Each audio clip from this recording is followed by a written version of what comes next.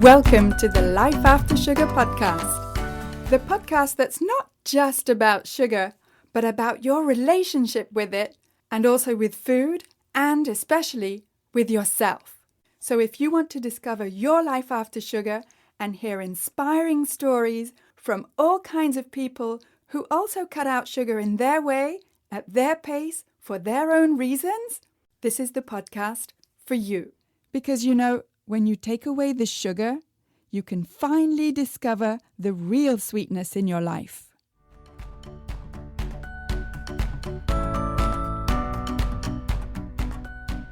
I'm your host, Netta Gorman, and today is March 27th, 2022, and it's actually Mother's Day in the UK. So I thought, what better way to celebrate Mother's Day than to talk with my own mum on this podcast.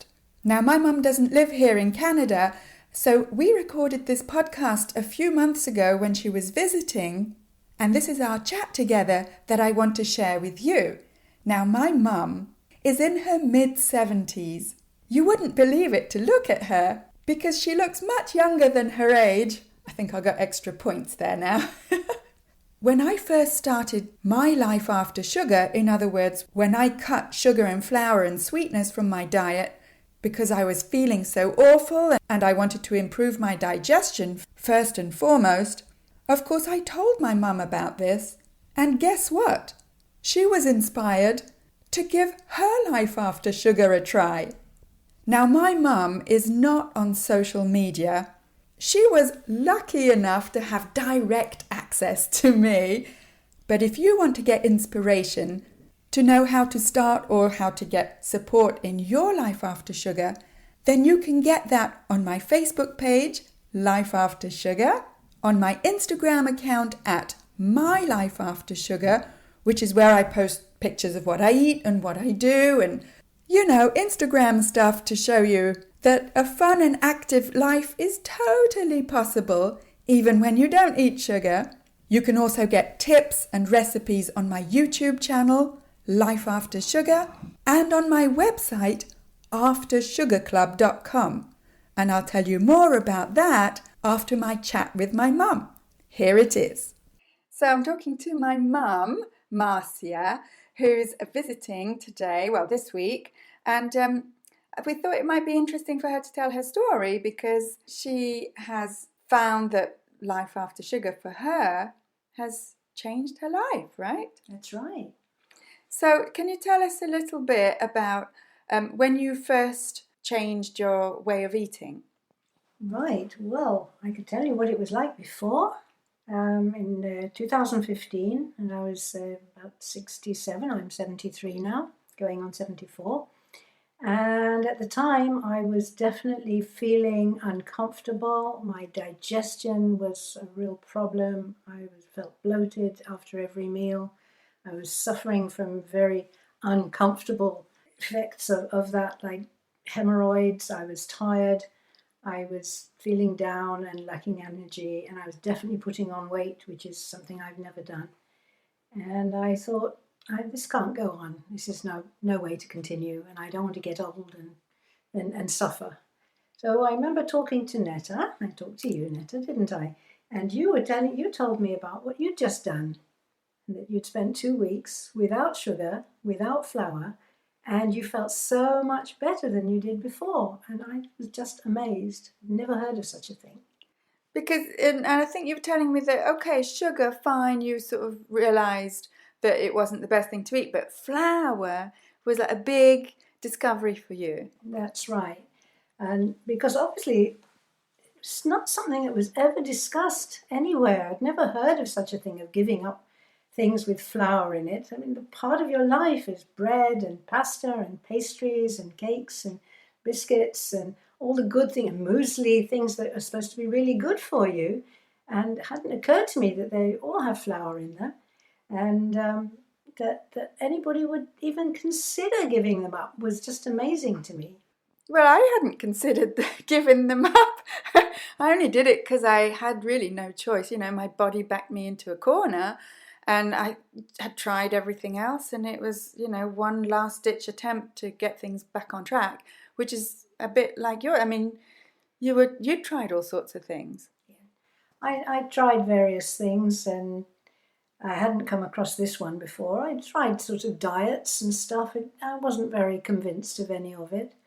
And I'm generally quite skeptical of a lot of things that go around that are considered to be healthy. And I thought I was healthy, but I didn't feel it. I sort of thought it in my head, but I didn't feel it in my body.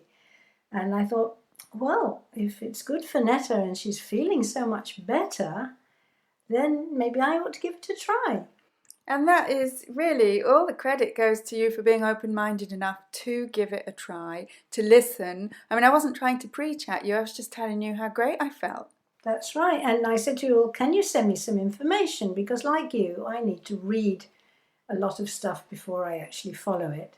And you sent me a whole load of links to things which I read, and it completely amazed me because I had never really thought about carbs and flour and grains and even sugar. I mean, I knew sugar was bad for your teeth and for your skin, but I hadn't thought of any further than that. I actually didn't have a lot of sugar at the time.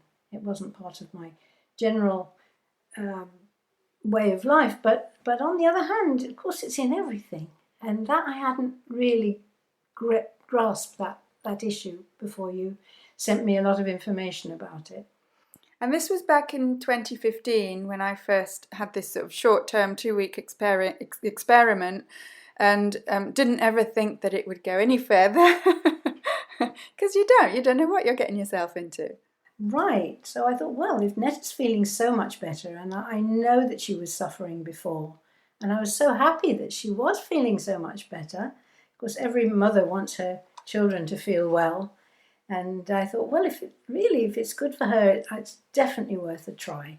So I thought, okay, again, what have I got to lose? I'll try and give up everything that has sugar and flour in it, or at least as much as I reasonably can. And I'll give it a go. And it was not as dreadful as I expected it to be, because I like all those things. I really love, pastry and biscuits. I love fresh bread and a lot of things like that. And I thought, why am I doing this? A few times I thought, well, I really want to have some of that. And I stopped myself and I thought, well, give it a try. A couple of weeks. After a couple of weeks, I'll decide whether I want to continue or not. And so, it's a good idea, I think, to, give yourself a short-term goal and reevaluate the end of it. Otherwise, when you see things as all or nothing or forever, and it's just, for most people at least, it's just too big of a mountain to climb. So it's a good thing that you did it short-term to see how you felt. And how did you feel? Well, I started to feel a lot better. A lot better. I was amazed. I remember the day when I got up from the table, having had a good meal, and I thought, I don't feel all bloated and heavy. I just feel satisfied. And I probably had a big plate of meat and salad and some fruit, and I felt really good. And I was still eating plenty of fruit and drinking fruit juices, and I like my dried fruit for a snack. And I was still snacking between meals. But I cut out most of what we Brits call stodge, or the heavy stuff, and that was already having a big difference. It really changed my digestion, and of course you feel that once things start to move a lot better. And it was already not quite so painful to sit down, which is a very, very big change, and someone you can appreciate immediately. So yeah, I was telling Netta that, wow, this is a really good idea. Maybe I'll continue a bit longer. And so what we call stodge is basically bread, pasta, pastries, rice, right? Puddings. So those are things that you used to eat that you stopped eating for that period of time. And that made a big difference, yes, more than you would have imagined. Right. I was amazed. I thought, gosh, I'm going to be hungry. I'll be hungry all the time. How will I manage? I like to be busy, and I exercise every day. I go for a walk. I do sort of yoga in the mornings, and I swim, and I thought I'll never be able to do all that and not have all the things that I usually eat. How am I going to manage? And I was amazed that actually I felt better than I had done before. It is amazing because we grew up, I mean, I grew up in the 80s. You grew up in the 60s, 50s. Whoops. And, I grew up being told, you fill up on bread. This will give you energy. Sugar will give you energy, and all forms of sugar will give you energy. And you need all those starchy side dishes.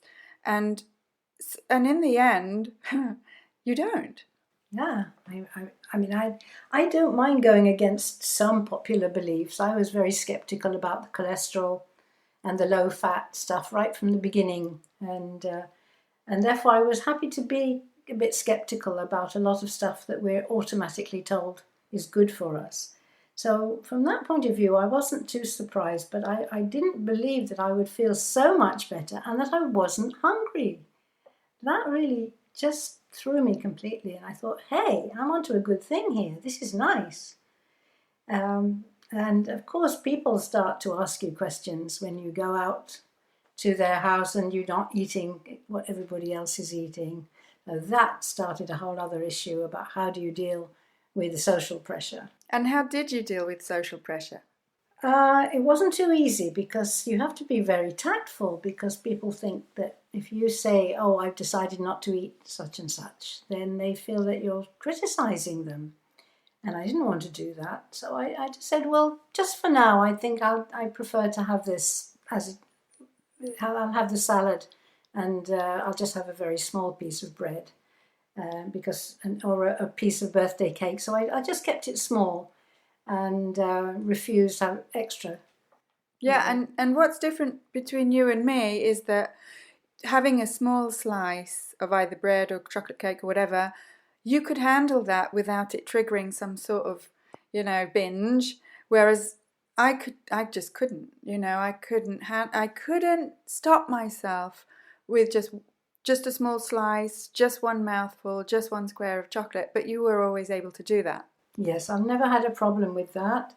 But I have had an issue, with just trying all these different things. You go out to somebody's house and they have lots of different kinds of interesting things. And I thought, well, I probably, I'm now getting on a bit and I've tried pretty well everything. So I can assume that I don't have to try more now. And if I take a spoonful of a dessert and I've got the idea of it, that was enough for me. So I was okay from that point of view. Yeah. And so you felt better pretty much straight away. And then, how can you give us an idea of what you actually ate, in a typical day?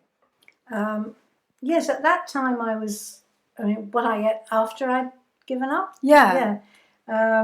Or just sort of doing without. It's not even that, it's just after. Yeah, you didn't feel like you were giving up or I maybe did at first. I mean, at first you are giving up because you're saying no and you're sort of missing it a bit. But I didn't feel deprived because there's plenty to eat. I really love salads, so I had no problem with that. And I can eat a huge salad and feel really good from it.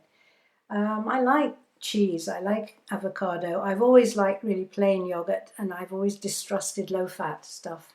Even just by looking at what's in it has always triggered me. And I'd already come in contact with fermented foods and real foods through my son, who is in that business altogether. My brother, yeah. Yeah. So I had a pretty good idea of what was good for me. I love avocado, I love fruit. And so I didn't really have a problem with finding enough to eat. That surprised me, but it was good. And we didn't. I mean, you were a busy working mum when we were growing up, and it's understandable that you didn't have time or energy or even the inclination to cook. But I don't remember us having really a lot of what we call processed foods today. No, I don't think so. I mean, you can cook things without too much trouble. And even though occasionally I would buy a meat pie or something for lunch, or for supper, because I would come home quite late, pick you up from school after your ballet classes and get back late and get something together for a meal. It was never anything too complicated, and we would have our roast beef at the weekend and with all the trimmings and the way that good British families. Oh yeah, that was lovely. Yeah, I remember that with. And we had family who where they had an allotment where they grew their own vegetables, and they were very natural eaters from that point of view, which was the traditional way of eating meat with vegetables and eggs and cheese, and there wasn't really a tradition there of buying things that were ready made. Occasionally it would be a treat, wouldn't it? We'd get a pizza or get a takeaway or something, and that, and fish and chips, of course. Oh yeah, that was a must. Absolutely, but that was always a treat. It wasn't the norm for every day. Yeah, and it wasn't a weekly treat. It was less than that. Right. And also your mum cooked, didn't she? Yes, my mum was a great cook. Yeah. And I don't think she ever bought anything ready-made. I don't think she trusted anything ready-made. Yeah, quite right too. Right. And I suppose there wasn't that much as well. I mean, it came in much, much later. It wasn't the done thing in those days for housewives, in air quotes, which is what my parents' generation, my mother's generation, was a housewife. It just wasn't done thing for them to buy ready-made if they could even find it. It was, you fed your family from good, nourishing food, but they thought also that, of course, bread and stodge was nourishing. Yeah, I mean, yes, but you didn't eat a ton of it. I think it was sort of a side dish rather than the main thing to eat. Right. The stodge. Yes, that's absolutely true. And there was always fresh fruit and vegetables in my house when I was growing up, and I think when you were growing up as well. That was just part of it. Yeah. And we used to go down to the greengrocer. That was pretty well before supermarkets. We'd go to the greengrocer, we'd go to the butcher, you'd go to the baker. That was fun. Yeah, definitely, yes.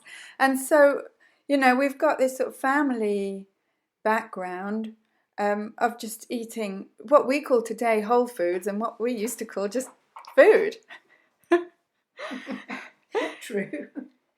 So Can you tell us a bit about after the initial time frame of when you felt better, then did you think, well, I feel better now, I'll go back? No, I didn't, because I didn't want to go back. I certainly didn't want to go back. I wanted to lose some of that extra weight that I found very uncomfortable. And you did? I did. I could see that the new clothes, I'd been out buying new clothes a size bigger, which I hated doing, but I'd had no choice. And I was quite happy to put them aside and go back to my old comfortable clothes that actually fitted me. And gradually, even they got looser, and that was lovely. I really felt good about that, and certainly my digestive system cleared up. It was brilliant. I mean, that is amazing. It's something you sort of don't often talk about, and yet it's central to your life. It rules your life, that does. And so all those unpleasant things were going away, and what happened was I just continued with it. And a year and a half after I'd started living without the stodge and the sugar, it was the spring of 2017, and I suddenly thought, hang on a minute, I haven't had a cold or a cough for a year and a half. What's happening? I used to get at least twice a year. I used to catch colds from my little grandchildren with their runny noses, or if I was near somebody in a bus or a plane or whatever that was sneezing, and I'd always catch a cold, and it would stay on forever. And then I had this terrible cough that would develop, and it would take weeks and weeks to go away. And it sounded like I was smoking 40 a day, which I wasn't.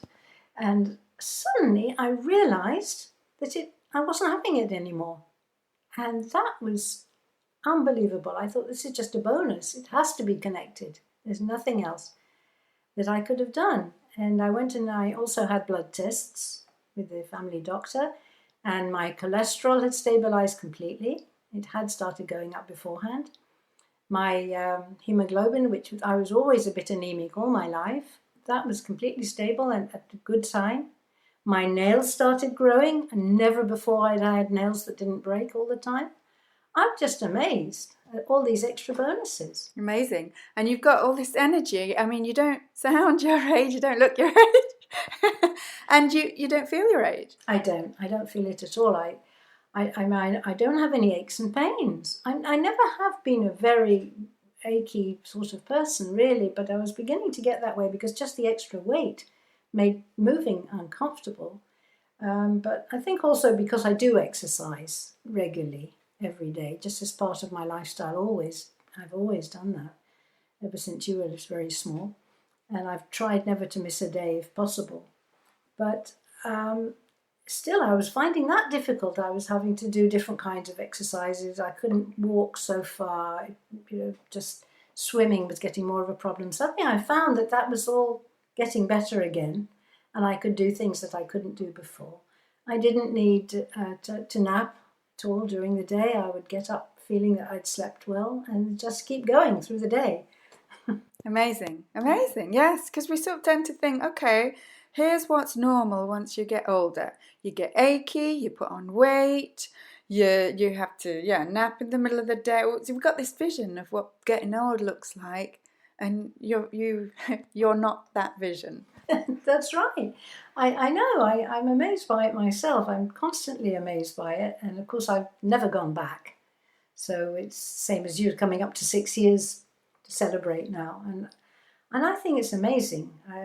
I mean, I've changed a few things. I've cut down on fruit. I have just a small amount of fruit. I make myself a fruit salad in the morning once a day. I have regular meals, but they don't include any stodge usually. If I want a snack, I take a handful of nuts and a bit of cheese, and that's it. I don't really need much more. And I think you were telling me at some point you realised that the amount of fruit and the dried fruit and the fruit juice that you were still eating was still quite a lot of sugar. Yes, I think I told you about that.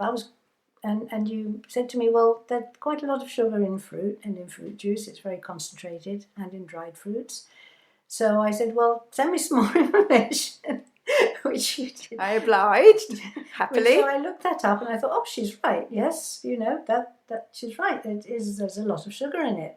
So I'll cut that back, and looked at different things that I could have when I felt like a snack. And I found out, and I've learned a lot of things from you, like making chia pudding for breakfast with coconut cream and chia seeds and a bit of flavouring.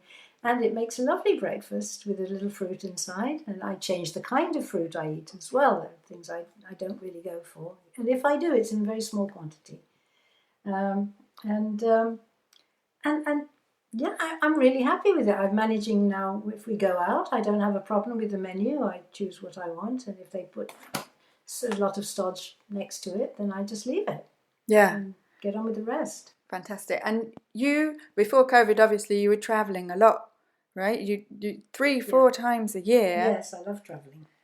So how did you manage to, because you're not necessarily in control of what you're offered as food. So how did you cope with that? Like on aeroplanes and such. Yes, it's a bit of a problem. I just eat what I find that I can eat. I usually bring myself a little bag of nuts, or mostly nuts is what I can eat, or a piece of cheese. And so if that's not enough, what's left that I can actually eat, because most of it is very often just a sandwich, and there's only a limited amount of stuff inside it that I can eat. Then I have something that I can eat on the side. But and a lot of my trips are organised trips with groups, because I like to travel alone and join groups of people that like gardening like I do, which involves a lot of hotel meals and sociable meals. And that's not a problem, because usually, and certainly before COVID, it was buffet style. So there was always loads of stuff I could choose from, and I could heap up my plate with lots of lovely things without having anything in it that had actual carbs in it. It was very easy, really. Yeah. So it's simple when you make it simple, I would say. Right, yes. And do you feel that there's anything that you particularly miss, that you sort of hanker after? I love fresh bread, and I still do. So if I get the smell, somebody's eating some fresh bread next to me, I'll have a little piece with lots of butter on it. It's like the butter sort of justifies the piece of bread. But I don't need to have the whole piece. It's enough. Yeah. And I think the hankering has never been a problem for me, as you know. I've always been able to have a small amount, got the point of it, very nice. Now let's move on. I enjoy the smell of things much more than the taste of them very often. And just like you, I wouldn't have believed it possible, but my taste has changed. That's the main thing, really. I like bitter things. I haven't sweetened my coffee for years. I don't like sweeteners. So that has not been a problem. I'll drink my tea and my coffee without anything. I don't like sweet drinks, so I'm quite happy with water. And I find that I don't need to add all sorts of things. I don't need a dessert. I like my coffee after my lunch. And I would miss that if I didn't have it. And that's okay. It takes the place of a dessert. Yeah. And sometimes I'll have a dessert, especially in the hotels on the trips where they make these tiny, weeny little taster desserts. Fine. Why not? I wouldn't even finish one of those. I'd have one spoonful. Yeah, that's great. I know that about you. And I've always, even before I stopped eating sugar, I always thought, how can she just stop at one bite of chocolate, one square?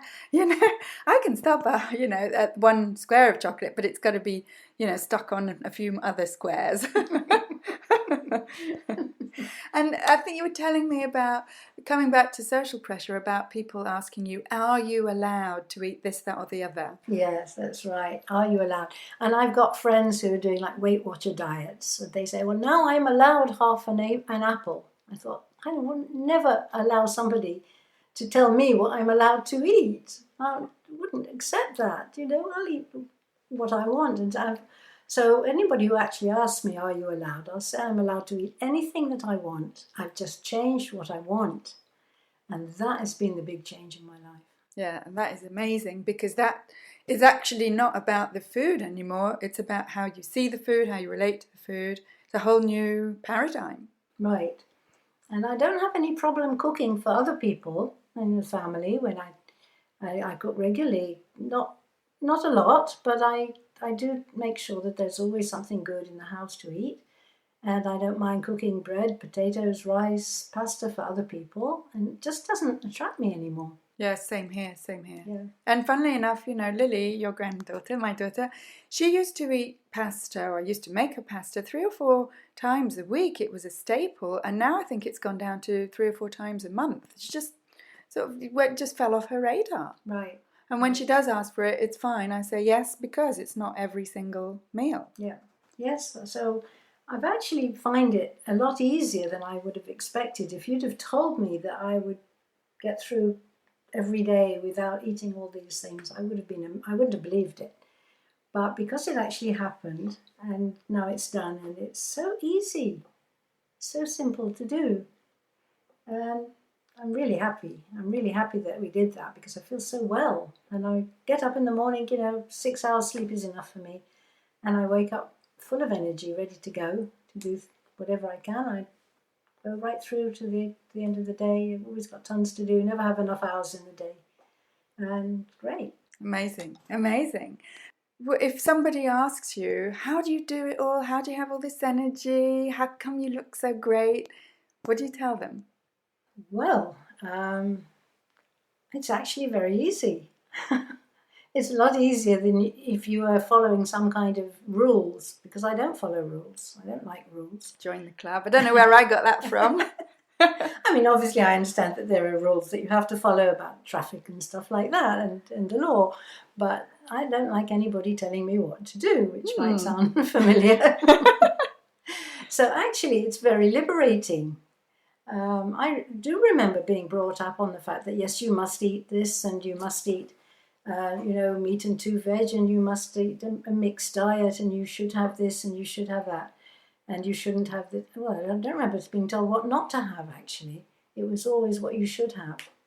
And I'm very, very sceptical about all that now, and I wonder whether they can actually prove it. In fact, I think the opposite is probably true, because it doesn't look like the people who've followed those rules are actually any healthier.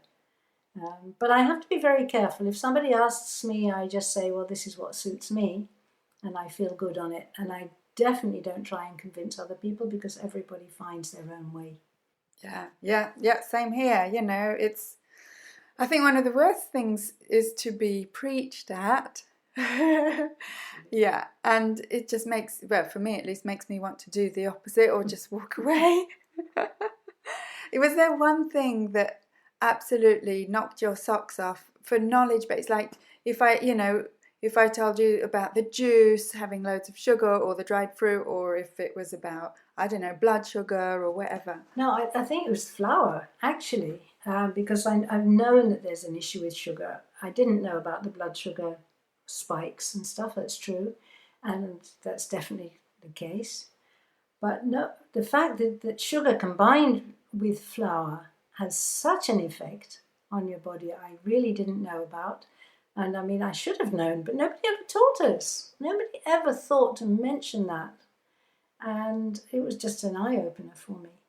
I mean, it just changed my life completely. Yeah, and all the stuff about fermented foods that you just mentioned, you know, Simon, who's my brother, your son, I mean, he's been in that world for years. His whole business, online business, Wise Choice Market, is based on that. And did you ever try his fermented vegetables? Oh, yes, of course I did. And he used to make really good ones himself as well. Now that he doesn't live near me anymore, I miss his fermented foods. I used to like them very much, and I used to try making them and never succeeded as well as his. His was always really good. And then the ones that he buys and sells now are excellent. And they're very, very good. Fortunately, personally, I don't find that I need them for my digestion. My digestion is really good now. I just seem to have solved that whole issue completely. But I like the stuff that you make, Netta. I love it. And I enjoy the kimchi particularly, which is nice and spicy and tasty. And I think it's great because I've seen how good it is for Simon. I've seen how good it is for you, and it makes you feel that much better. That's wonderful. Yeah, great. And you know, again, a lot of people, if they don't know these things and they see my kombucha and with the scobies floating in there, it's a little off-putting. It's a bit weird. And it's not like you don't have to drink or, kombucha and do all the things. But like you say, if you like the kimchi, then lovely. Eat the kimchi. Delicious. It's really good. And yeah, the sauerkraut's great.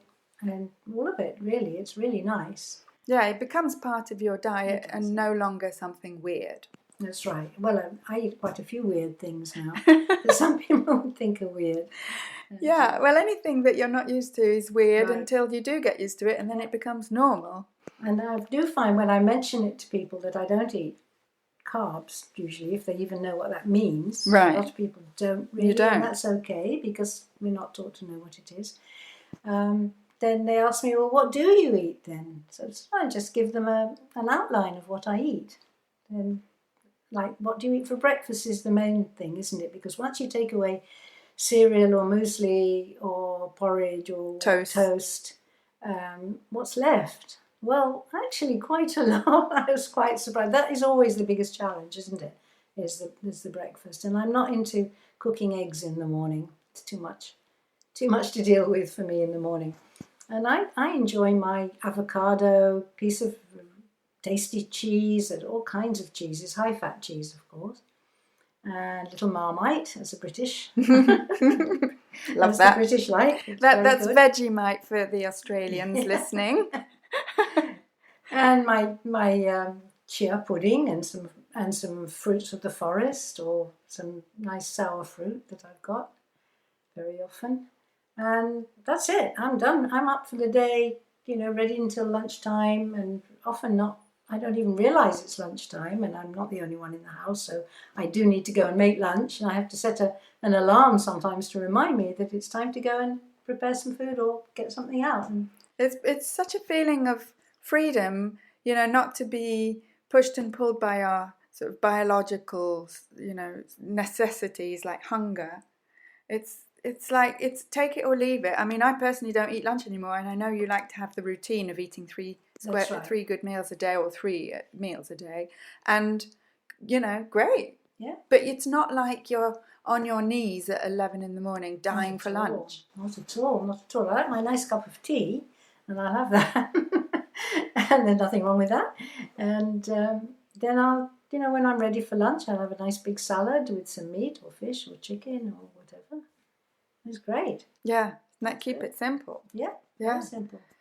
Well, I think it's amazing. What I find is amazing is that you had the open mind, I mean, I wasn't trying to teach you anything, even though I'm a teacher through and through. But I was just, I just talked to you to tell you how much better I felt.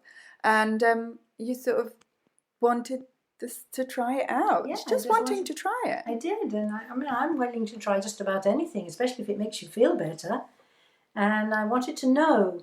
You're very good at giving me the information, so I can make up my own mind, which is exactly what I like to do. I don't like other people telling me, and I like to find it out for myself. And I'll question it, and I'll research it, and find it out. And of course, there is plenty of information around now. Yeah, there's and more of it. If we're willing to look in the right places. That's right. Yeah. Oh, that's great. Oh, that's great to talk to you. Thank you so much, Mum. Thank you. Thank you for helping me together. And thank you for coming to visit. It's lovely. Oh, my mum. Isn't she lovely? And of course, since COVID hit, we haven't seen each other so much. Or actually, we have, but on Zoom.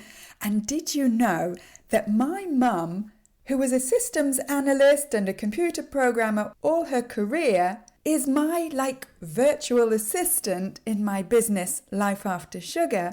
She's the one that helps me do all the techie stuff behind the scenes for the website and for setting things up and making sure that when you click somewhere, you get somewhere.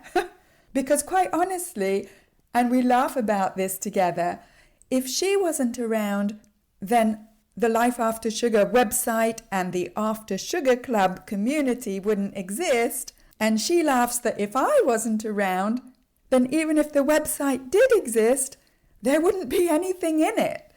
So we make a smashing team. And this whole project of building Life After Sugar as a website and a community has brought us so much closer together, and not even a pandemic can pull us apart now. So I want to wish a happy UK Mother's Day to my mum, Marcia, and to say thank you. Thank you for believing in me. Thank you for being there for me in my ups and especially during my downs.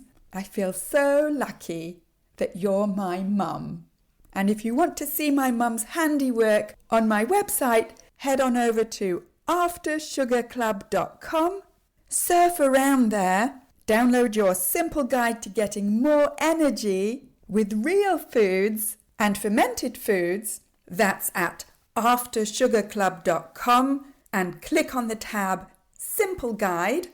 And if you want to check out the After Sugar Club to be part of our friendly and supportive community so that you don't have to feel all on your own on the path to a joyful and easy sugar-free life, then join us in the After Sugar Club. Go to aftersugarclub.com and click on Join the Club. You may be wondering what the After Sugar Club is all about.